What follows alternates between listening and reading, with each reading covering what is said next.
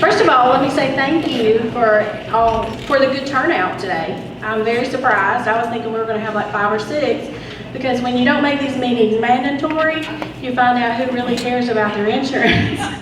So y'all make me proud today. We're going to go ahead and get started. And the reason we didn't make it mandatory, guys, is there's very few changes. The changes are, I think, all positive and all good this year. So I'm not going to get hit with any tomatoes. So we're going to go ahead and get started.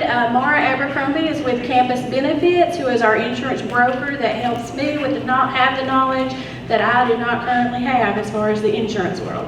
So she's going to go ahead and get started with that. In the end, I'll wrap it up with our state health changes, and then we'll be free to go. Hi everybody. So like Angel said, my name is Mara. I'm going to kind of review the benefits that you currently have and any slight changes or some things in past years. We've had a lot of confusion on how policies were written. So I've kind of reworked it to where we can explain it a little bit better so we don't run into any road bumps. And if anybody has any questions or anything like that, feel free to completely raise your hand, interrupt me, ask me a question. You need a guide? Can you hear me now? Yes. Is that better? Sorry. I'm a loud talker in general, so I try to stay away from the microphone. All right, so what we're going to go over today, we're going to do your plan year review. We're also going to go over your open enrollment options this year. So we'll review those. I'm going to skip over some of the non-important slides, to be completely honest with you guys, because your time is valuable, and we want to get to the important stuff. So the first thing I wanted to review, this is actually a benefit that we implemented previously, just kind of as a trial to see how we could help out with offsetting the cost of state health benefit plan. We had an issue with a ton of substitute teachers being needed in past years, so we were trying to kind of figure out where the disconnect was there, trying to get people to be able to stay in school and be able to show up for work if they had sick children, sick spouses, what have you. I know personally my husband is like the sickest man on the face of the planet when he gets sick, so I would have to stay home and take care of him. Also my 7-year-old. So this has been a big deal. There's 4 components to this. There's the telemedicine, pharmacy prescription savings card. There's also electronic medical file organization and management, and then prescription management service. All of these 4 components are, we call it Medcare Complete. Most people utilize this for the telemedicine service.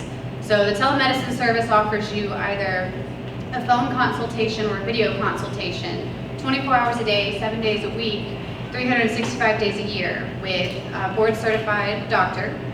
So they can pretty much diagnose just about anything over the phone so long as it doesn't require testing, like strep or anything like that, but your basic acute illnesses. And it's been a really big deal. It's actually done really well.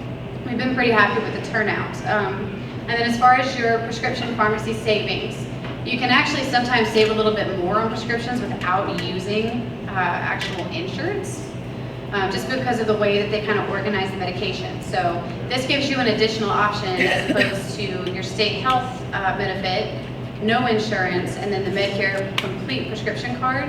You can submit all 3, show all 3 at the pharmacist, and they can actually tell you which one is going to be least expensive. With the medication management, if you, children, grandparents, parents, honestly anyone in your family is on 4 or more medications for controlling any sort of illness, this is a package deal where you'll be given a case manager who will go over your medications with you. They will package them and send them to your door as often as they're needed.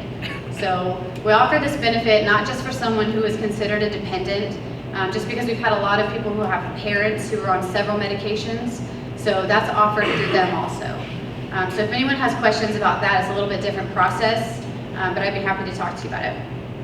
And then with your electronic health records, this is to prevent 500 doctors having to send a disc to your house with x-rays and medical information, or you having to drive there and get it. All you do is register it once, so your physician will register here, and all of your information can be sent back and forth between your doctors together. So all of this is one package, and it's a lot of information, but I just wanted to make sure I gave a pretty decent overview there. All right, so the next thing we're going to go over are the dental options. There haven't really been any changes here. You still have the 3 plan options. You have the low plan, the MAC plan, and the high plan. Again, there are not any changes. The only thing we really wanted to reiterate here was the orthodontia coverage. There is no orthodontia on the low plan, but the MAC plan and the high plan pretty much mirror each other. The main difference here is on the high plan, you have to, or on the MAC plan, I'm sorry, you have to stay in a specific network, which we've been trying over the last couple of years to grow the network, slowly but surely. So that's been a really good option. I've had some positive feedback there. The high plan, you can go to any provider, but that's the difference in premium if you're looking at your open enrollment guide. The high plan premium is a little bit higher because you have the freedom to choose where you go. In the MAC plan, you have to stay within the network. So in your guides, it'll show you the address you can go to review, see if your provider is in network. And the only other thing would be making sure that all claims for dental are submitted within 90 days of occurrence. So from the date you go, you got 3 months to get that information either to Emeritus, to us to handle. Otherwise, you're kind of outside of the window. We've had a few people disappointed because we've had to kind of push a couple claims through, but they don't always allow it. So just be sure, especially with kids, a lot of people forget that they take their kids once a year or however many times, and they forget to submit that claim if they're doing it themselves. So just keep that in mind also. On your vision plan, so the only real big change, yep. The premium there. Oh, okay, and just as a heads up, this year your dental premium, if you're looking at it, it did increase slightly. Sorry, I'm paying attention to that. It did increase slightly. I think it's only a couple dollars each, so. And then on your vision, so you guys have always had a reimbursement plan. So what we're trying to do is we're trying to make it easier to have kind of a basic plan of, the reimbursement plan can get a little bit complicated even though it sounds really simple. So what am I going to pay every time for a vision or an exam? What am I going to pay every time that I have to get glasses?